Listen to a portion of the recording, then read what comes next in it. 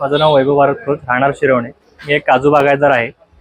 यंदाच्या वातावरणाचा काजू बीवर उत्पादनावर खूप जास्त परिणाम झालेला आहे. एकतर काजू बी झाडाला मोहरच आलेला नाहीये, जो आला मोहर तो करपून गेला. त्याच्यामुळे आमचं उत्पादन काजू बीचं 15 ते 20% झालेलं आहे. माझी स्वतःची 1 टन काजू बी होते की यंदा मी 200 ते 250 किलोच्या वर जाईन की नाही ही मला शंका आहे. आमचं उत्पादन काजू बीला यंदा रेट खूप आहे, पण आमचं उत्पादनच कमी असल्यामुळे आम्हाला त्याचा फायदा होत नाहीये. उत्पादन खर्च आमचा खूप वाढलेला आहे आणि तेवढे पैसे आमच्या हातात येणार नाहीयेत. त्यामुळे पुढचं वर्ष आमचं कसं जाणार याबद्दल आमच्या मनात शंका आहे. सरकारने आम्हाला याबद्दल काहीतरी मदत करावी, भरघोस मदत करावी याची सरकारकडे अपेक्षा आहे. तसंच आंब्याचंही तेच झालेलं आहे. यंदा आंब्याला खूप जास्त मोहर आला, पण त्याचं आंब्या उत्पादनात काही आंब्याला झाडाला फळच लागलेली नाहीये.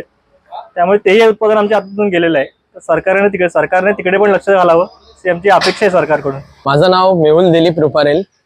यावर्षी बी हा प्रमाण खूप कमी आहे. कोकणचे सर्व शेतकरी यावर्षी खूप म्हणजे लॉसला आहेत आणि दरवर्षी नाही करून दर दिवसाला 20-25 टन आपल्या इकडे बी जमा होते आणि यावर्षी 50% पेक्षाही बी कमी आहे आणि दर चांगला आहे पण बी नाही आहे. त्यामुळे सर्व शेतकरी लॉसला आहेत. व्यापारी आहात तुम्ही, तुमचं काय नुकसान होते का? आमचं नुकसान तर भरपूरच होतंय. दरवर्षीप्रमाणे माणसं आलेले आहेत, 10-15 माणसं.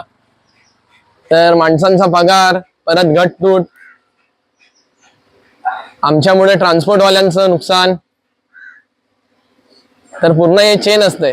शेतकरी लॉस, परत बिझनेसमॅन लॉस, ट्रान्सपोर्टवाले लॉस, सर्व लॉसलाच आहेत यावर्षी.